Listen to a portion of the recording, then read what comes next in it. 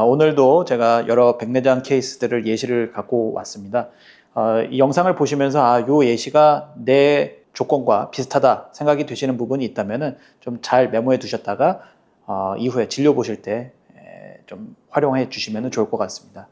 오늘의 이제 첫 번째 케이스는 50대 남성입니다. 사무직이고 시력이 0.8, 0.6 정도 나오는데 렌즈 삽입술을 젊어서 받았었고 내피세포가 계속 감소하고 있는 상태면서 시력도 조금씩 지금 떨어지고 있는 그런 상태다 보시면 되겠고요.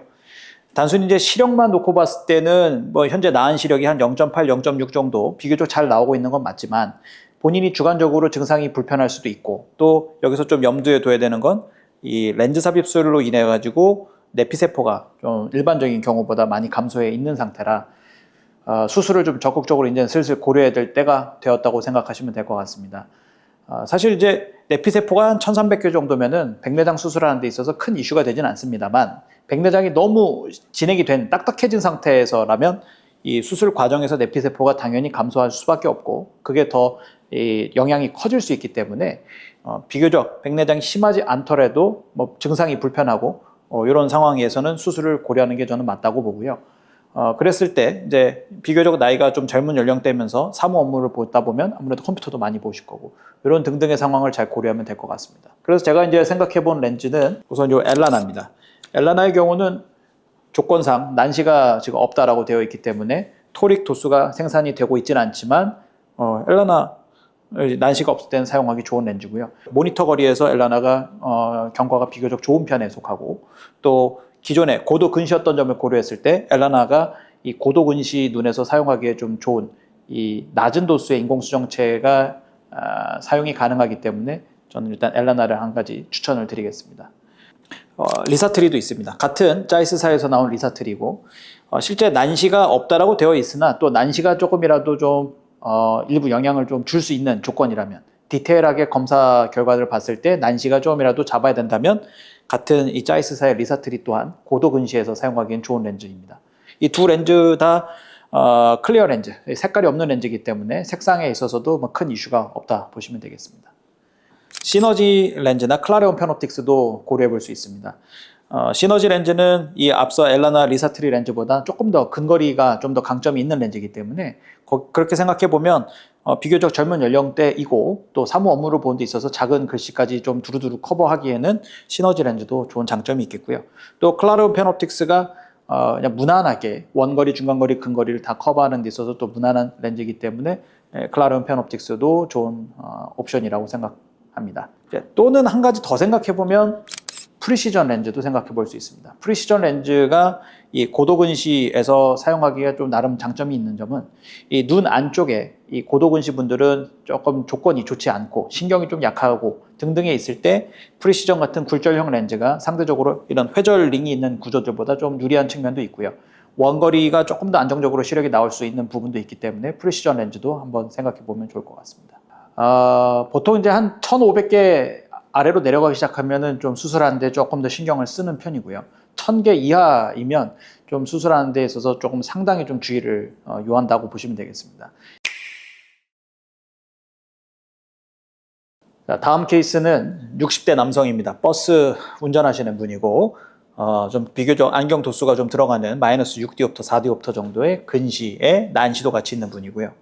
당연히 직업상 이제 운전에 불편이 없어야 되고 밤에도 운전을 하는 데 있어서 좀 더 유리한 조건이면 좋겠고 참고 삼아 이제 망막 상태가 썩 좋지가 않다 이런 조건입니다. 일단 기본적으로 운전을 직업 삼아 하는 분들께서는 이제 이 인공수정체를 선택하는 데 있어서 이 야간 운전의 빛 번짐을 좀 중요하게 생각을 하긴 해야 되는데 또 그에 뿐만 아니라 가까운 것도 보면서 멀리도 보면서 다 두루두루 다 보고 싶은 욕심도 있기 때문에 그 사이에서 어느 정도의 절충안을 찾는 게 좀 중요한 포인트이지 않을까 싶고요. 우리 환자분께서 안경을 내가 안 쓰겠다 그건 아니기 때문에 가장 첫 번째로 생각해 볼 수 있는 거는 단초점 난시 교정하는 톨비토릭 같은 이런 일단은 제일 1순위로 생각해 볼 수 있겠습니다.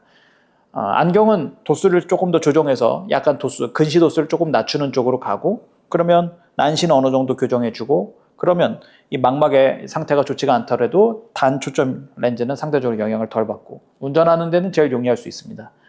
그렇지만 이제 근거리를 안경을 썼다 벗었다 하면서 본다거나 다초점으로 쓰는 게 아닌 멀리랑 가까이를 조금 더 두루두루 보고 싶다 이런 욕심이 있다면 단초점 렌즈가 아닌 다초점 중에서 선택을 해야겠죠.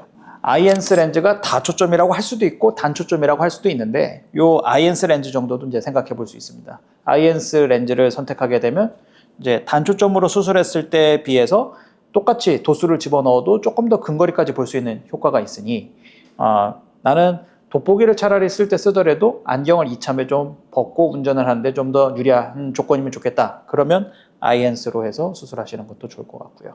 이제 운전하시는 분들에서 이 연속 초점 렌즈, 클라레온 BBT나 POC 같은 렌즈도 이제 종종 활용하는 렌즈들입니다. 빛 번짐이 다른 회전형 렌즈들보다 적고 상대적으로 또 아이엔스 대비해서는 조금 더 근거리를 보는 이점이 있기 때문에 이런 렌즈들도 한번 고려해 보실 수 있겠고요.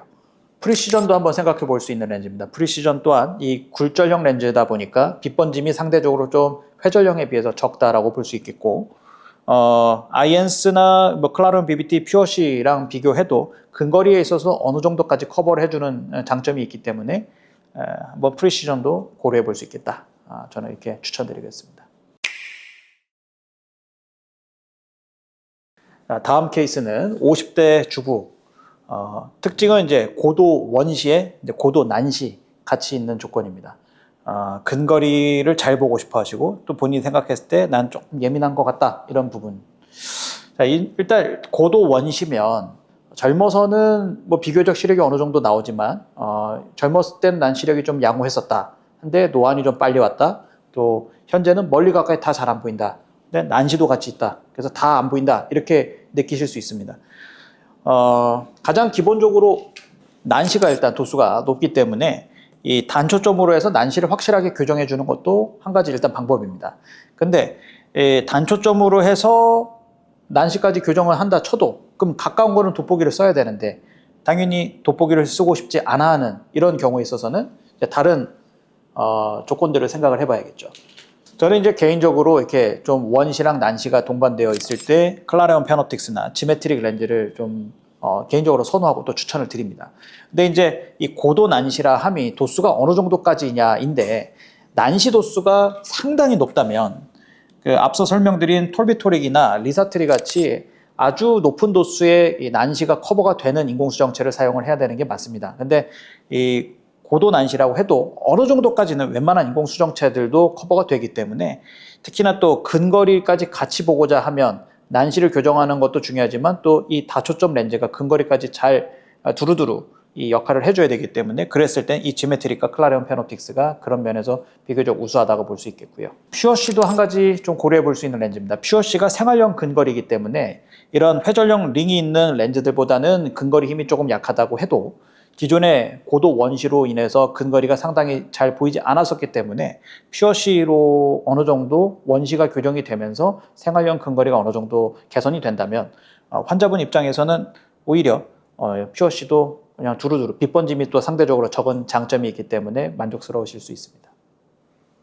이 외에도 이제 좀 난시 도수가 높을 때 사용할 수 있는 특정 렌즈들이 있기 때문에 자세한 거는 결국에는 안과에 가서 검사를 해보고 난시 도수가 어느 정도인지를 통해 가지고 렌즈 선택에 들어간다고 생각합니다. 앞선 영상과 오늘 영상을 통해서 이제 진료실에서 제가 겪는 대표적인 몇 가지 사례를 들었을 뿐이고요.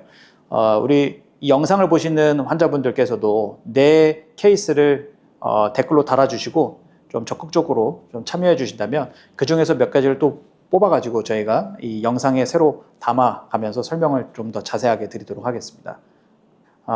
렌즈 선택을 잘하는 게 백내장 수술에서 중요한 부분이 되었습니다. 예전에 다초점 렌즈가 몇 가지 존재하지 않을 때는 그냥 이 다초점이냐 단초점이냐로 접근을 했다면 요즘은 다초점 렌즈들이 워낙 다양해졌기 때문에 그 렌즈들을 얼마나 좀 더 디테일하게 환자가 원하는 방향에 잘 맞춰서 활용하느냐가 나름의 노하우일 수도 있고 또 환자분도 어느 정도 충분히 공부를 하고 오셔야 조금 더 깊은 대화가 가능합니다.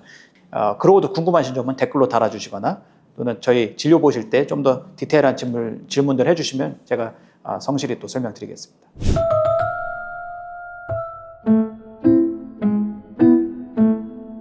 저희가 따로 멤버십을 운영하고 있습니다. 각 렌즈마다 환자분들이 말씀하신 만족감 또는 불편감, 정말 리얼한 후기들이 있기 때문에 멤버십 가입해 보시면 값어치는 충분히 하실 겁니다.